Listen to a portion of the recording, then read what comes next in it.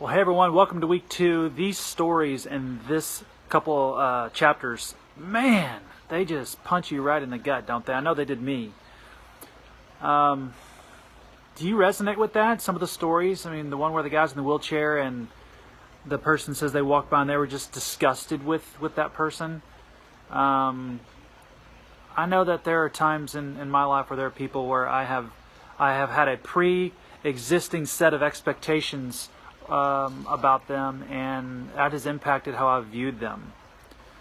So these two chapters, he's kind of talking about the same thing, and that is how we view people, how we choose to see and treat them matters more than what we say or do for or to them. And so how we view them in our heart matters above all. So that's really what I feel he was getting at in these couple chapters, and it's more prevalent than you know. So in the world of psychology, there's a construct called confirmation bias. And confirmation bias is where you willingly choose to focus on information that confirms your beliefs about something. So you can see this most prevalently in the political climate, where you have these conspiracy theories about Hillary Clinton or conspiracy theories about Trump and the election and Russia and all this. Is you have a group of people who are gathering evidence that confirm their pre-existing set of expectations or beliefs about something. And the second part of confirmation bias is that they discount or refuse to trace down evidence that would go against what they believe. So it's almost like they get myopic about something, have blinders, they can't see.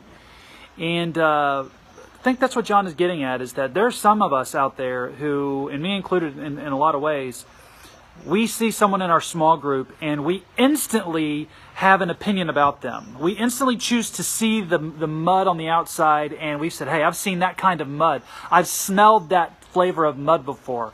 I have had some of the dust get on my skin before, and I didn't like it. It made me itchy. It made me irritable. I didn't want to be around that kind of mud. And rather than seeing the masterpiece and, as John says, calling out through the cracks of the mud what God is building in them, we choose to stay away from the mud. And I was reading a book once, I'm still reading it actually, in the first couple chapters it said, you know how prejudice still exists in our world today, even in Christendom?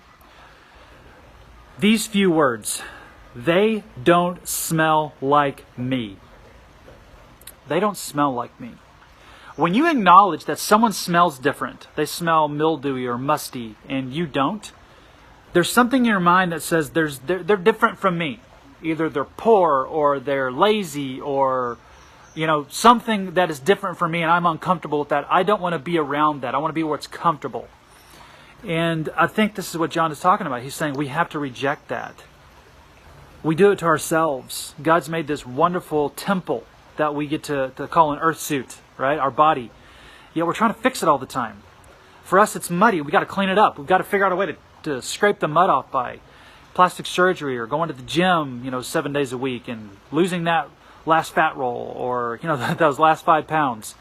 Instead of, what can I do with this earth suit that would glorify God? So there's a lot in this chapter.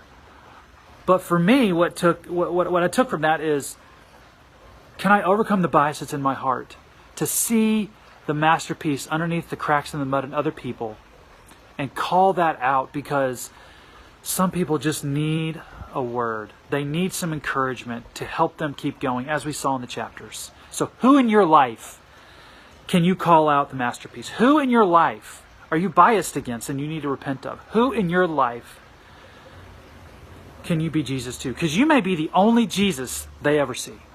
We'll see you next week.